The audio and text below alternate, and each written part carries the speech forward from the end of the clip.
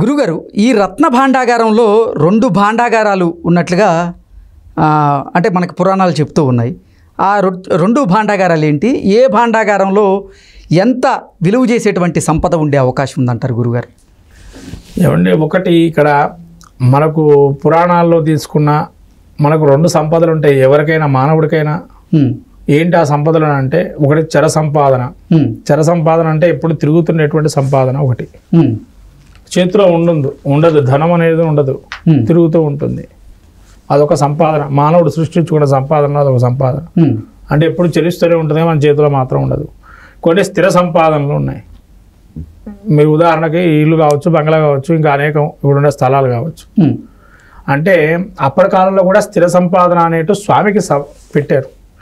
స్థిర సంపాదన అంటే ఏంటంటే స్థిరమైనటువంటిగా ఎప్పటికీ స్వామికి, ఇంకా అవి ఆ స్వామికి ఏదైనా కానీ ఏదైనా ఇబ్బందులు వచ్చినా కూడా వాటిని తీసి స్వామిని కైంకర్యానికి ఇవ్వడానికి కానీ ఇతరత్ర వాడకాలకు కానీ అవి వినియోగించడానికి పెట్టారు. ఇంకొక భీతర గది ఏదైతే ఉందో లోపల ఉన్నటువంటి గది, అది అంటే దానికి పాతాళం వరకు ఉండేటువంటి గదిని, అంటే భూమి లోపల ఉండే గదిని అంటారు భీతర గది అని. బహర్ గది అంటే ఇప్పుడు మనం ఏదైతే స్వామికి కైంకర్యాలు చేయడానికి బంగారు ఆభరణాలు తీస్తున్నారో అవంతా బహర్ గది అంటారు. అంటే దానిలో సంపాదన ప్రతిరోజు స్వామికి అలంకరింపజేస్తారు, మళ్ళీ అందులో పెడతారు. ఈ భీతర గదిలో ఉండేటువంటి సంపాదనని ఒక్కసారి లెక్కింపు జరిగింది.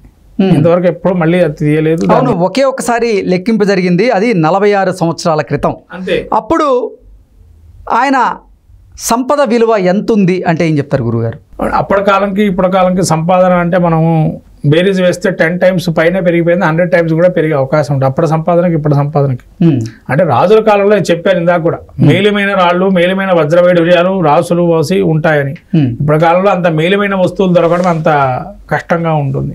కాబట్టి అప్పటి సంపాదన అంచనా వేయడం కోట్లల్లో ఉంటుంది, కానీ 1000 కోట్ల పైన, 2000, 5000 పైన కోట్లలో ఉంటుంది విలువ అనేటువంటిది. అది మనం చెప్పలేని అమూల్యమైనటువంటిది. ఎందుకంటే సంపాదన లెక్కింపు అనేది ఒక్కసారి జరిగింది. మళ్ళీ ఆ సంపద ఇప్పుడు ఉందా లేదా అనేది ఈ యొక్క దాని తాళాలు తెరవడంతో తెలుస్తుంది. అది కూడా లోపల గది ఒక మనం ఇంతవరకు అది తీసి ఉంచలేదు, ఎప్పుడు మూసే ఉంది. మన దానిలో సంపాదన ఉందా లేదా స్వామి మాయగా ఏమన్నా జరిగిందా అనేది ఆ యొక్క జగన్నాథుడికే తెలియదు ఆ విషయం. అసలు పూరిలో జగన్నాథుని అవతరణ ఎలా జరిగింది గురుగారు? జగన్నాథుడి యొక్క అవతార విశేషం మనం చెప్పుకున్నట్లయితే, మనకు మోక్ష ప్రాంతాల్లో పూరి జగన్నాథుడు ఒకటి.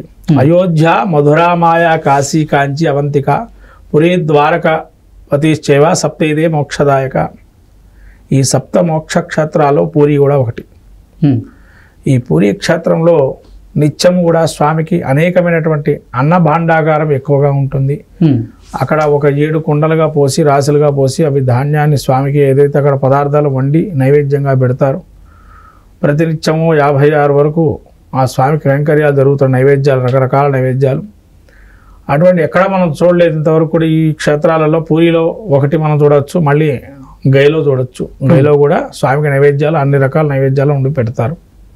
అంటే విష్ణుమూర్తికి ప్రధానంగా ఇక్కడ మళ్ళీ కృష్ణాష్టమికి కూడా కొంతమంది పెడుతుంటారు, అన్ని రకరకాల నైవేద్యాలు పెడతారు కృష్ణాష్టమి రోజు కూడా. మనం ఇక్కడ తీసుకోవాల్సింది ఏంటంటే, కృష్ణుడిని ప్రధానంగా జగన్నాథుడుగా రూపాంతరంగా ఉంటాడు కలియుగంలో అక్కడ. ఈ యొక్క కలియుగంలో మరి కృష్ణ పరమాత్ముడు ద్వారకా నగరంలో కదా మనకు రాజ్యం ఏలేడు. మళ్ళీ కృష్ణుడు ఇక్కడ పూరిలో ఏంటి అనేది చూసినట్టయితే, ద్వారకా నగరం సముద్రంలో మునిగిపోయింది.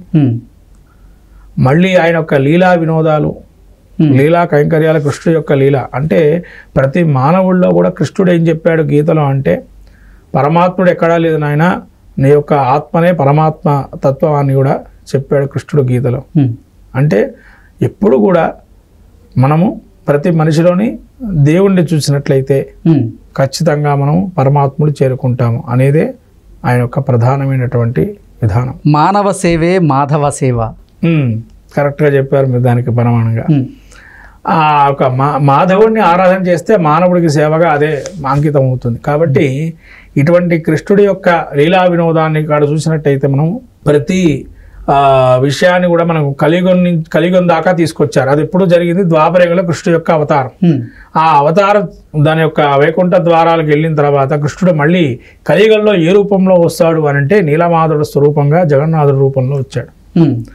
ఆయన యొక్క ఏదైతే దైత్యాపతులు అనేకులు కూడా స్వామిని తయారు చేస్తారో అటువంటి పూర్వీక వంశంలో ఉండేటువంటి రాజులు ఆ నీలమాధను ఆరాధన చేయడానికి అని చెప్పి అడవికి వెళ్తే స్వామి కనబడకుండా ఉండడము, అక్కడి నుంచి వాళ్ళు కొన్ని పదార్థాలు చల్లుకుంటూ వెళ్ళడం, అవి అంతా కూడా కథ మనకు ఒకటి ఉన్నది. మళ్ళీ ఆ కథను వెతుక్కుంటూ ఈ రాజుగారు వెళ్ళటం, స్వామి కనబడకపోవటం. నేనే మీకు ఒక మందిరం, స్వామివారు స్వప్నంలో కనబడే రాజుగారికి చెప్పారు, ఏదైతే ఒక మందిరాన్ని కట్టండి, ఆ మందిరంలోకి నేను వస్తాను అని చెప్పి. మందిరం కట్టిన తర్వాత స్వామి మందిరం తయారయ్యింది, మీరు రావటమే అని చెప్పి చెప్పారని చెప్పి తెలిసింది. కాబట్టి స్వామి అప్పుడు ఎక్కడున్నారు అని అంటే ఒక దుర్గమైనటువంటి గుహలో, అడవిలో ఉండే గుహలో స్వామి ఉన్నారు. అక్కడ ఉండేటువంటి కొండ జాతీయులుగా వాళ్ళు ఎవరైతే ఉన్నారో వాళ్ళు ప్రార్థన చేస్తూ స్వామినికి నైవేద్యం చేస్తున్నారు. అంటే అట్లా వాళ్ళ దగ్గర నుంచి తీసుకొని రమ్మన్నారు. ఈ రాజుగారు ఏం చేశారు, భటులను పంపించి భటులతో తీపిచ్చారు. స్వామి ఏం చేశాడు, భటులతో తీసుకురావటం కాదు, వాళ్ళకి చెప్పి తీసుకొని రావాలి అనేది అక్కడ మనకు ప్రధాన అంశం. ఈ రాజుగారు అట్లా చేయకుండా సైనికులతో పంపించాడు. మళ్ళీ స్వామి మాయమైపోయాడు. మాయమైన తర్వాత ఈ మందిరం నిర్మించిన తర్వాత నేను వస్తానని చెప్పి తనకు మళ్ళీ ఈ విశ్వకర్మ యొక్క వాళ్ళ సహాయ సహకారాలతో మందిరాన్ని నిర్మాణం చేసిన తర్వాత స్వామి కూడా విశ్వకర్మతో శిల్పితో తెక్కించి మొత్తం అంతా కూడా విశ్వకర్మల వల్ల ఆ యొక్క మందిరం ఏర్పాటై ఇప్పటికి కూడా ఉన్నటువంటి విచిత్రం ఏంటంటే పూరి జగన్నాథుడి యొక్క క్షేత్రంలో సముద్రం పక్కన సముద్రం యొక్క అలజడి కానీ ఏది లోపల మందిరంలోకి మాత్రం మనకు వినబడదు. బయటకు వస్తేనే ఆ యొక్క సముద్ర తీరం మనకు ఆ శబ్దం అనేది అవపడుతుంది. అదే స్వామివారి యొక్క రహస్యం. గురుగారు, పూరి జగన్నాథుని ఆలయ క్షేత్రం మీద ఉన్నటువంటి జెండాని ఏ రోజుకు ఆ రోజు మారుస్తూ ఉంటారు, ఎందుకు గురుగారు? ఇక్కడ పూరి జగన్నాథుడు ఎక్కడ కూడా మనకు మార్పు అనేది జరగదు. ఇక్కడ మాత్రం ఈ ధ్వజం అయితే మారుతూ ఉంటుంది. ఈ ధ్వజం కూడా మార్చినప్పుడు అక్కడ ఉండేటువంటి ఏదైతే పూజారి ఉంటారో వాళ్ళే వెళ్ళి మారుస్తారు. అది పైకి ఎక్కి ప్రతిరోజు మారుస్తారు. మార్చినప్పుడు అది కూడా ఎలా వీచాలి, గాలికి అనుగుణంగా వీచాలి ఆ ధ్వజం అనేటువంటిది. కానీ ఇక్కడ మాత్రం ధ్వజం అలా కాకుండా రివర్స్లో అది వీస్తూ ఉంటుంది గాలికి కూడా.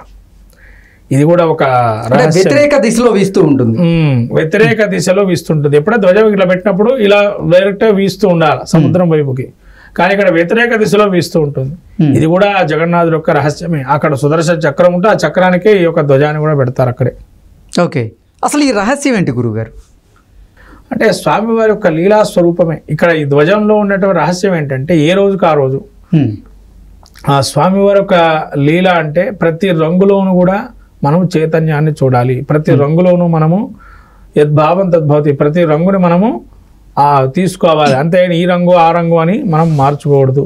ప్రతి రంగులోనూ కూడా సౌభాతృత్వం, సస్యశ్యామలత్వం, పాడి పరిశ్రమ అన్ని రకాలైనటువంటివి ఆ ధ్వజంలోనే ఉంటాయి. ధ్వజం అంటే ఏంటంటే అసలు ధ్వజాన్ని ఎందుకు పెడతాం మనము?